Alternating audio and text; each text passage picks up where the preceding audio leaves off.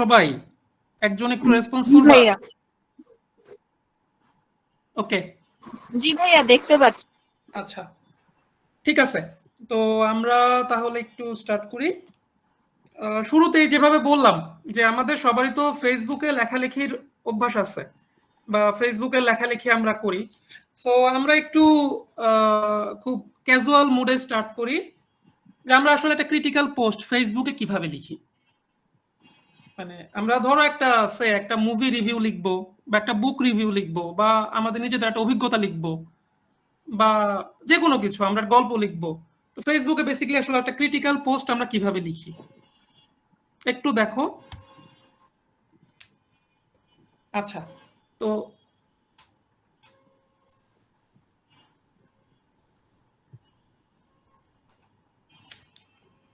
এই জিনিসটা আমি লিখছি হচ্ছে তোমাদের এই দেখানোর জন্যই। আমি একটু পড়ে যাচ্ছি।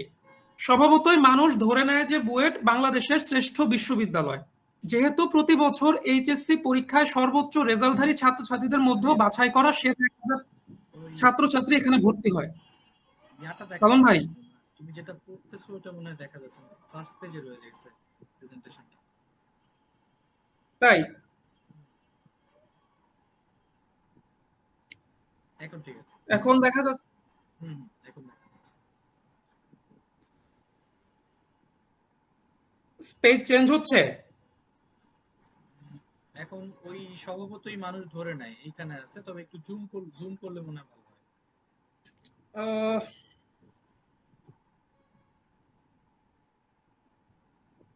ঠিক আছে, হ্যাঁ, এখন মোটামুটি দেখা যাচ্ছে। আরো জুম করলে মনে হয় ভালো হয়, but দেখা যাচ্ছে এখন মোটামুটি। অসুবিধা নেই, তুমি পড়ো। আচ্ছা, ঠিক আছে। আমি এটা কিন্তু জাস্ট আমি একটা মানে ইয়ে হিসেবে যে জিনিসটা রিসার্চ পেপার ব্যাপারটা আসলে কতটা সহজ এটা বোঝানোর জন্য। ঠিক আছে, তোমরা একটু দেখো একটা ফেসবুক পোস্ট আসলে আমরা কিভাবে লিখি। স্বভাবতই মানুষ ধরে নেয় যে বুয়েট বাংলাদেশের শ্রেষ্ঠ বিশ্ববিদ্যালয়, যেহেতু প্রতি বছর এইচএসসি পরীক্ষায় সর্বোচ্চ রেজাল্টধারী ছাত্রছাত্রীদের মধ্যেও বাছাই করা সেরা 1000 ছাত্রছাত্রী এখানে ভর্তি হয়।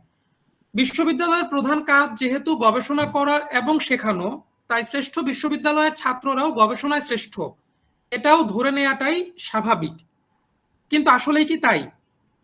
বাংলাদেশের বিশ্ববিদ্যালয় পর্যায়ের ছাত্রদের গবেষণায় অনাগ্রহ কিংবা অদক্ষতা কোনোটা নিয়েই কাঠামোগত গবেষণা হয়েছে বলে জানা যায় না। অথচ দেশের শিক্ষা কাঠামোর আমূল পরিবর্তনের জন্যই এরকম গবেষণা হওয়া উচিত। আমার ব্যক্তিগত অভিজ্ঞতা এবং আশেপাশের মানুষের সাথে কথা বলে যা বুঝেছি, বুয়েট আদতে বিশ্ববিদ্যালয় নামধারী প্রাথমিক বিদ্যালয়, যেখানে বই মুখস্থ করে পরীক্ষা পাশ করাই ছাত্রদের একমাত্র লক্ষ্য। এই লক্ষ্যে ছুটতে গিয়ে কেউ কেউ অনেক সিজিপিএ নিয়ে পাশ করে, আবার কেউ কেউ টেনে টুনে 2-2.5 পায়। শেষ পর্যন্ত গবেষণাটা আর কারোরই শেখা হয় না। যে 2-4 জনের হয় তারা গবেষক হবার জন্য নিজে নিজেই খাটাখাটুনি করে, না হলে বিদেশে চলে যায়। তাই আমার অভিজ্ঞতার আলোকে পাওয়া এই কথাগুলো শিক্ষাবিদদের গুরুত্ব সহকারে নেওয়া উচিত। এর ভিত্তিতে সিলেবাস এবং শিক্ষা কাঠামো ঢেলে সাজালেই কেবল বুয়েট সত্যিকারের বিশ্ববিদ্যালয় হয়ে উঠবে। আশা করি তোমরা একটা পোস্ট দেখছো। সাপোজ ফেসবুকে তো এরকম পোস্ট অনেকেই লেখো বা লেখে বা তোমরা পড়ো।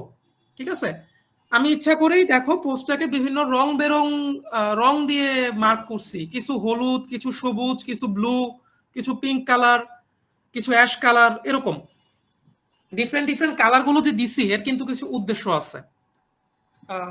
আমরা যাই একটু দেখি যে কিভাবে একটা আসলে ফেসবুক পোস্ট একটা রিসার্চ আর্টিকেল হয়ে ওঠে।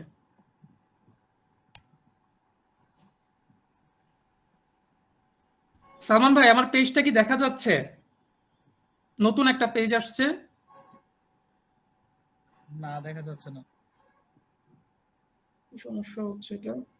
এক সেকেন্ড, আমি একটু প্রেজেন্টেশন মোডে চলে যাবা কিনা?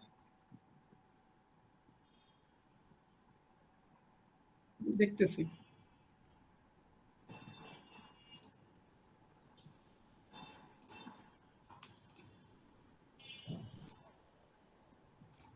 হ্যাঁ, এখন দেখা যাচ্ছে। এখন দেখা যাচ্ছে? কোন পেজটা দেখতেছেন? এখন দেখেছি হচ্ছে from Facebook post to research okay, article. আচ্ছা, দেখো ভাইয়ারা এবং আপুরা, এই যে ফান পার্টটা দেখো, জিনিসটা আসলে কি হয়েছে। আমি যে ভিন্ন ভিন্ন কালার দিছিলাম, এই কালারের মধ্যে তোমাদের যে এই জায়গাটা ইয়েলো, আমরা একটু পরের পেজে যাই। দেখো এই লেখাটা শুরু হয়েছে একটা জেনারেলাইজ স্টেটমেন্ট দিয়ে। এখন এই ভিজিবিলিটি স্টেটমেন্টটাকে, হ্যাঁ, হ্যালো সালমান ভাই কিছু বলতেছেন? না না সরি, ঠিক আছে, এখন ভিজিবিলিটিটা খুব সুন্দর হয়েছে, এখন ঠিক আছে। ওকে, ঠিক আছে।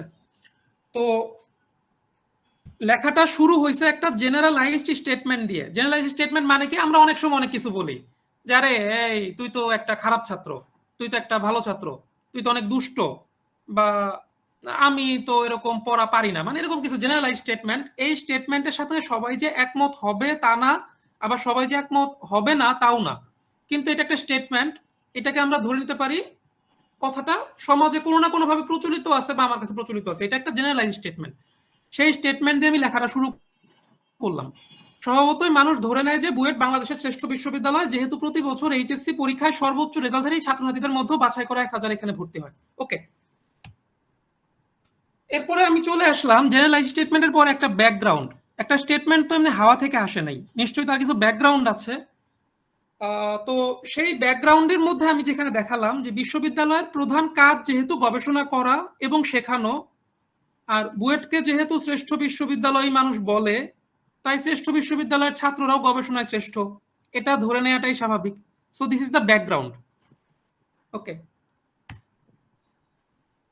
তারপরে চলে আসতেছে প্রবলেম স্টেটমেন্ট অর কোশ্চেন। সেটা হচ্ছে, কিন্তু আসলে কি তাই?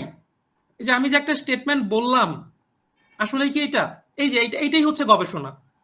আমি একটা স্টেটমেন্টকে বললাম বা কিছু করলাম, কিন্তু এটা কি আসলেই সত্য? সত্য হলে কতটা সত্য, আর যদি সত্য না হয় তাহলে কি মিথ্যা? মিথ্যা হলে কতটা মিথ্যা? This is research. Research article লেখার সময় এই যে স্ট্রাকচারটা, এই স্ট্রাকচারটা ধরে আগাতে হয়। ওকে, তারপরে লিটারেচার রিভিউ। লিটারেচার রিভিউ মানে হচ্ছে আমার এক্সিস্টিং ওই ফিল্ডে যত ধরনের পুরনো রিসার্চ পেপার আছে, আগে পাবলিশ হয়ে গেছে, এদেরকে লিটারেচার বলা হয়। সেই লিটারেচার গুলোকে তুমি রিভিউ করবা। লিটারেচারের বাংলা হচ্ছে সাহিত্য। মানে আমরা যে এই বই পুস্তক পড়ি, গল্প পড়ি, উপন্যাস পড়ি, কবিতা পড়ি, এগুলো সবই লিটারেচার। কিন্তু রিসার্চে লিটারেচার একটা স্পেশাল টার্ম। তার মানে হচ্ছে আমার এই ফিল্ডে এর আগে যত ধরনের পেপার পাবলিশ হয়েছে, সেই পেপারগুলোকে সম্মিলিতভাবে লিটারেচার বলা হয়। আর সেই পেপারগুলোকে রিভিউ করা, রিভিউ মিনস হচ্ছে আমরা মুভি রিভিউ করি, বুক রিভিউ করি, সেম। আমি যদি সেই পেপারগুলো রিভিউ করি, সেটাকে বলা হয় লিটারেচার রিভিউ। ফাইন। তো লিটারেচার রিভিউতে কি পেলাম আমি, যে বাংলাদেশের বিশ্ববিদ্যালয় পর্যায়ের ছাত্রদের গবেষণায় অনাগ্রহ কিংবা অদক্ষতা কোনোটা নিয়েই কাঠামোগত গবেষণা হয়েছে বলে জানা যায় না।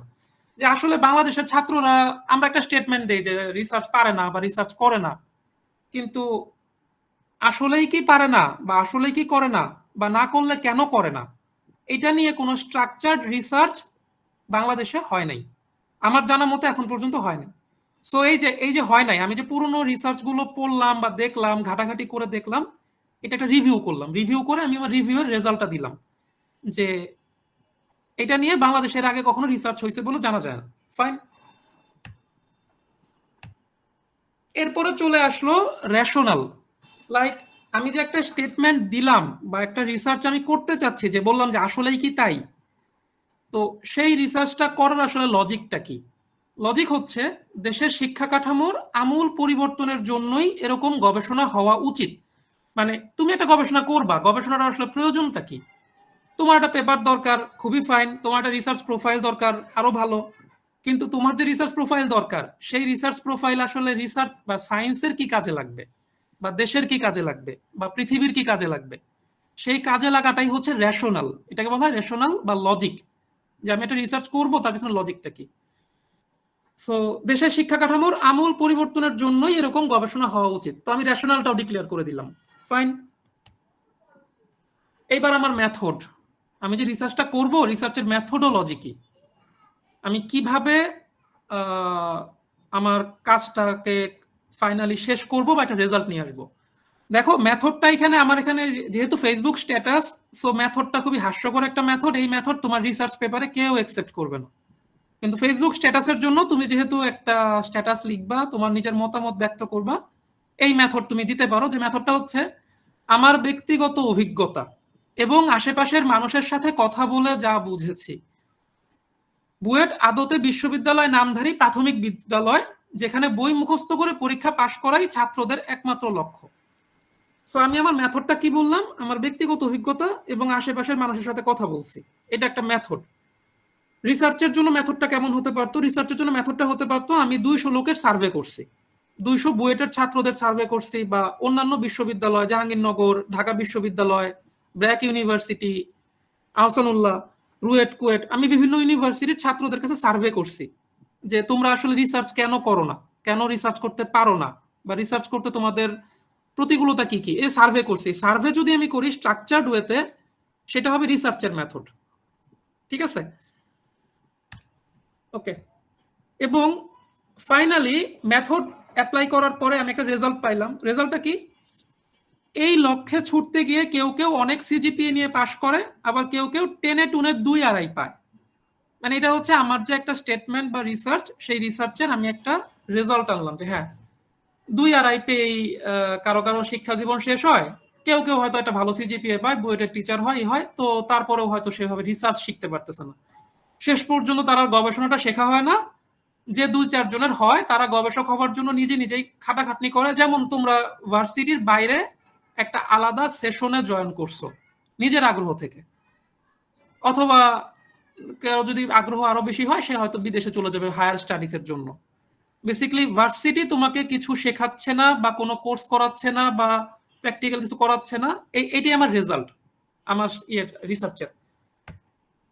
ফাইনালি হচ্ছে রিসার্চের যে এটা, সেটা হচ্ছে তোমার রেজাল্টটা বেসিক্যালি আসলে কাদের কাজে লাগবে, এটাকে বলা হয় ইমপ্লিকেশন। তাই আমার অভিজ্ঞতার আলোকে পাওয়া এই কথাগুলো শিক্ষাবিদদের গুরুত্ব সহকারে নেওয়া উচিত। তাহলে কার কাজে লাগবে? শিক্ষাবিদদের কাজে লাগবে। এর ভিত্তিতে সিলেবাস এবং শিক্ষা কাঠামো ঢেলে সাজালেই কেবল বুয়েট সত্যিকারের বিশ্ববিদ্যালয় হয়ে উঠবে। মানে আমি বুঝাতে চাচ্ছি যে বুয়েট আসলে সত্যিকারের বিশ্ববিদ্যালয় না, এটা একটা প্রাইমারি স্কুল টাইপের অর্গানাইজেশন, যেখানে ছাত্ররা বই মুখস্থ করে পরীক্ষায় পাশ করতে চায়। এর বেশি কিছু এখানে আসলে হয় না। তো আমি একটা ফেসবুক পোস্টটাকে দেখো রিসার্চ আর্টিকেল হিসেবে কিন্তু প্রেজেন্ট করলাম। তোমাদের কাছে কি বিষয়টা মানে বুঝতে পারছো, বা কিছুটা ইন্টারেস্টিং লাগছে কনসেপ্টটা?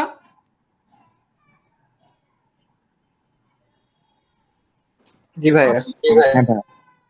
হ্যাঁ, তোমরা যাদের আমি বললাম তো, যাদের একটু টুকটাক গল্পের বই পড়ার অভ্যাস আছে বা লেখালেখির অভ্যাস আছে, তারা কিন্তু মানে এই যে কনসেপ্টটা, আমি প্রথমে একটা জেনারেল স্টেটমেন্ট দিলাম, তারপরে কিছুটা ব্যাকগ্রাউন্ড বললাম, তারপরে একটা প্রবলেম স্টেটমেন্ট প্রেজেন্ট করলাম, তারপরে লিটারেচার রিভিউ করলাম, তারপরে রেশনাল উল্লেখ করলাম, তারপরে মেথড বললাম, তারপরে রেজাল্ট বললাম, এবং ফাইনালি ইমপ্লিকেশনসটা বললাম।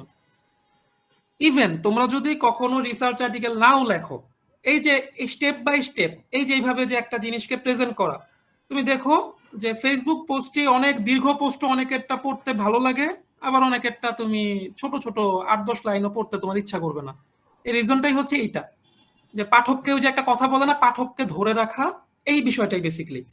তুমি যখন এই স্টেপগুলো ফলো করবা, এটা নট অনলি ফর লেখালেখি।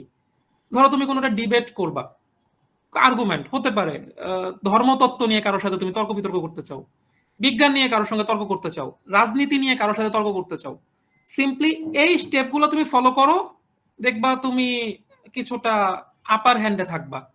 মানে তোমার জন্য ডিবেট করাটা অনেক ইজি হয়ে যাবে, যে কোনো বিষয়ে ডিবেট করা। ঠিক আছে, সো এটা হচ্ছে একটা রিসার্চ আর্টিকেলের বেসিক স্ট্রাকচার। ওকে, এটা নিয়ে আমরা ডিটেলস কথা বলবো কালকে। ঠিক আছে, একদম একটা রিসার্চ পেপার ধরে ধরে আমরা আগাবো যে আসলে কি হয়েছে, কত সহজ একটা রিসার্চ পেপার লেখা যায়। সো আমরা এখন একটু কিছু কঠিন কথাবার্তায় যাই, কারণ এখানে অলরেডি অনেকগুলো কঠিন কঠিন শব্দ ছিল। সেই শব্দগুলো আসলে কি? I use lots of